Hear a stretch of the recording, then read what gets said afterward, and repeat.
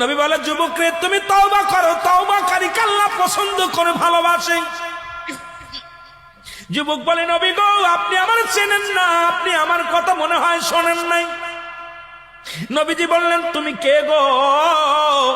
যুবক বলি, ইয়া রাসূলুল্লাহ, ইয়া হাবিবাল্লাহ, আপনি কি জানেন না মক্কা মদিনার জমিনে যত কবর দেয়া হয়, এই কবর থেকে লাশ কাপনের কাপড় চুরি হয়ে যায়। নবী গো আপনি কি জানেন না? নবী কয়, হ্যাঁ আমি জানি, কাপনের কাপড় চুরি হয়। এর চাইতে কষ্ট থাকতে পারে? নবী চোখের পানি ছেড়ে বলল, যুবক রে, মানুষ যাবার পরে 3 টুকরা কাপড় মাত্র সঙ্গী। যুবক বলে, ইয়া রাসূলুল্লাহ, ইয়া হাবিবাল্লাহ, নবী গো মক্কা মদিনার জমিনে যত কাপনের কাপড় চুরি হয়েছে, ওই কাপনের কাপড় চুরি করেছি আমি। নবী গো আমি সেই যুবক, কাপনের কাপড় চুরি করা যুবক। আল্লাহু আকবার। আল্লাহর নবী ডাকতে বলে, যুবক রে, ও যুবক শুনে নাও, তুমি কেমনে এই কাজটা করলা? তুমি মানুষের কাপনের কাপড় চুরি করলা। এ যুবক, দুনিয়ার মধ্যে কি আর কোন কাজ পাও নাই? যুবক বলে, ইয়া রাসূলুল্লাহ, ইয়া হাবিবাল্লাহ, নবী গো, ও মায়ার নবী, আমি ভুল করেছি, আমারে আপনি তওবা করে দিন, আল্লাহ যেন আমারে মাফ করে দেয়। যুবক বলেন, আল্লাহর নবী বলে, যুবক রে তুমি তওবা করো, তওবা করলে আল্লাহ মাফ করে দিবে। যুবক বলে, নবী গো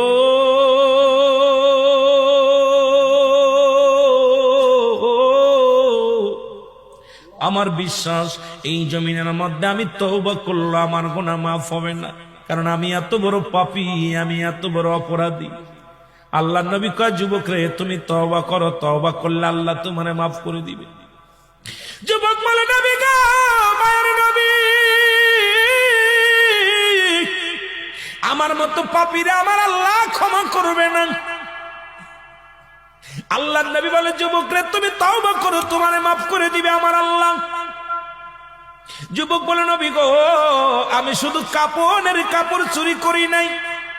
নবী গো মক্কা মদিনা অনেক দিন যাবত মানুষ মরে না, অনেক দিন যাবত মানুষ ইন্তেকাল করে না, আমিও কাপনের কাপড় চুরি করতে পারি না, আমার ব্যবসাটাও ভালো হয় না। হঠাৎ শুনতে পারলাম পার্শ্ববর্তী এলাকার মধ্যে একটা মহিলা মারা গেছে, সুন্দরী এক যুবতী মারা গেছে। আমি দৌড়ে গেলাম, নিজে তার জানাজায় শরীক হলাম, দাফনে শরীক হলাম। সারাদিন অপেক্ষা আছি কখন রাত নেমে আসবে, কাপনের কাপড় চুরি করব।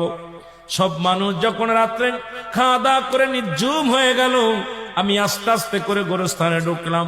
গোরস্থানে ঢুকিয়া আস্তে আস্তে করে কবরের মাটিগুলো সরাইলাম। কবরের মাটি খুঁড়িয়া, নবী গো আল্লাহর নবী ডাকতে বলে, যুবক তুমি কি শুনাইলা? যুবক বলে, মায়ার নবী গো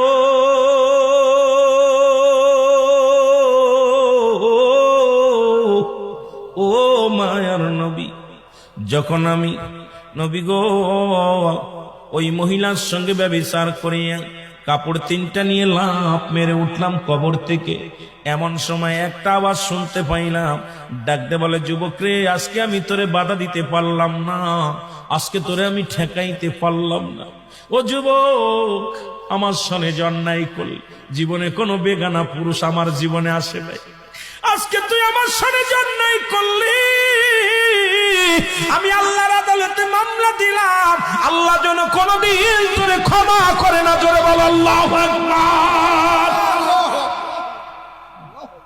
আল্লাহর নবী বলে, যুবক রে তুমি দূর হয়ে যাও, আমার কদম থেকে তুমি দূর হয়ে যাও। এত বড় অপরাধ তুমি করছো, এত বড় অন্যায় তুমি করছো, আমার কদম থেকে দূর হয়ে যাও। যুবক বলে, নবী গো আপনি রহমতের নবী, আমারে দূরে ফেলে দিবেন না। মার নবী, আমি শুনেছি আদম নবীর কাছ থেকে ঈসা নবী, ঈসা নবীর কাছ থেকে ইব্রাহিম নবী, ইব্রাহিম নবীর থেকে মুসা নবী, সব নবীর থেকে অপারগতা করবে। একমাত্র আপনি হবেন উম্মতের কান্ডারি। নবী গো, আপনি হলেন একমাত্র দরদি।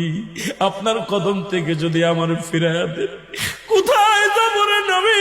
কোথায় যে হাত পাতবো? কোথায় যে সাহায্য পাইব? আমার নবী বলে, দূর হয়ে যাও, তোমার মুখটা আমি দেখতে চাই না। চলে গেলেন যুবক কানতে কানতে। একটা দিন নয়, দুটি দিন নয়, 40টা দিন চোখের পানি ছেড়ে কান্দে। গাছের লতা পাতা খায়, গায়ের মধ্যে পোকা হয়ে গেছে। চোখের পানি পড়তে পড়তে চলের মধ্যে গা হয়ে গেছে।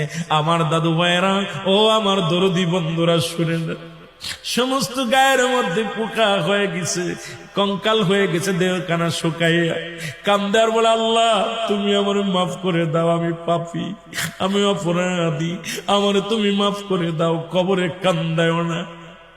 আল্লাহ, মানুষের প্রথম বিপদ হলো মরণ, দ্বিতীয় বিপদ হলো কবর, তৃতীয় বিপদ হলো কিয়ামতের ময়দান। আল্লাহ, একটার চাইতে একটা বড় বিপদ। তুমি আমারে মাফ করে দাও, আমারে তুমি ক্ষমা করে দাও আল্লাহ। ও আল্লাহ, তুমি আমারে মাফ করে দাও। কানতে কানতে যুবকের দেহখানা কঙ্কাল হয়ে গেলেন। এলহাম আলো, যুবকের আর কান্দিস না, তোর চোখের পানি আল্লাহ সইতে পারে না। যিনি আসমান জমিনের মালিক, এই ভূখণ্ডের মালিক, যিনি চূর্ণ বিচ্ছিন্ন করে দিবে জমিনটা, আল্লাহ বলে, কুল্লু মান আলাইহা ফান, সব কিছু শেষ করে দিবে আমার আল্লাহ। আল্লাহ বলে, বান্দারে, এই জমিনটা চূর্ণ বিচ্ছিন্ন করে দিব আমি। এই জমিনের মাটিগুলো পুড়ায়া তামা বানায়া দিব আমি। এই জমিনের যত পানি আছে পানিগুলো পুড়ায়া ছাই বানায়া দিব আমি। আমি আল্লাহ যেদিন কিচ্ছু বলতে কিচ্ছু থাকবে না, সেদিন থাকবো শুধু আমি। আমার কথা না, কোরআনের কথা শুনে না। আল্লাহ বলে, কুল্লু মান আলাইহা ফান, সব কিছু শেষ করে দিবে আমার আল্লাহ। আল্লাহ কয়, বান্দারে, সেদিন থাকবো শুধু আমি আল্লাহ, আর আমি থাকবো আমার নবীর ভালোবাসা নিয়ে। বন্ধুরা, তেলের কান্না লাগে, শুই না গো, আজকে সেই আসমান জমিনের মালিক যিনি, তার কাছে ফিরে যাব আমি। জোরে বলেন ঠিক কিনা? এ দরদি বান্দা, শুনে নাও, যুবক কানতে কানতে রাসূলুল্লাহর কদমের মধ্যে হাজির হয়ে গেছে গো।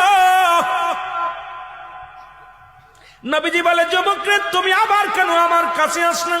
যুবক বলে, নবী গো, আমি আপনার কদমের মধ্যে আসছি, আপনি আমারে আবার তওবা করে দেন, আমার কোথাও যাওয়ার জায়গা নাই।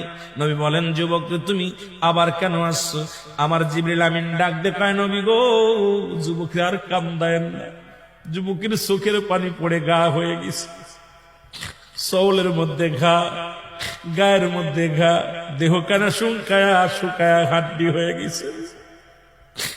নবী গো, এই যুবকরে আপনি ক্ষমা করে দেন। আমার নবী বলে, যুবকরে, তুই তওবা কর। নবীজির কদমে তওবা করলে, আমার ভাইরা তওবা করে মাফ চাইলেন। আজকে আমরা এত অন্যায় করেছি, একবার বসে চিন্তা করে, আজকে আমাদের পাপের কথা যদি আমাদের ছেলেরা জানতো, ছেলেরা জীবনেও বাবা বলে ডাকতো না। আপনার পাপের কথা যদি আপনার বিবি জানে, জীবনে আপনার বউ আপনার ঘর করবে না। বিবি বলবে, স্বামীরে, তুমি আমার তালাক দিয়ে দাও, আমি তোমার সাথে আর থাকবো না, এক ছাদের নিচেই থাকবো না। আপনার পাপের কথা যদি আপনার বাবা জানে, ত্যায্য করে দিবে। আপনার ভাই যদি জানে, জীবনে আপনার ভাই বলে ডাকবে না। আপনার পাপের কথা যদি এলাকার চেয়ারম্যান মেম্বার জানে, আপনাকে এলাকার মধ্যে রাখবে না। এত অন্যায় করার পর আমার আল্লাহ প্রকাশ করে নাই, গোপনে পাপ করেছেন, গোপনেই রাখছে, গোপনের গোপন। সেই আল্লাহরে কেন কানবেন না? এত হাসি কেন, এত রহস্য, এত তামাশা কেন?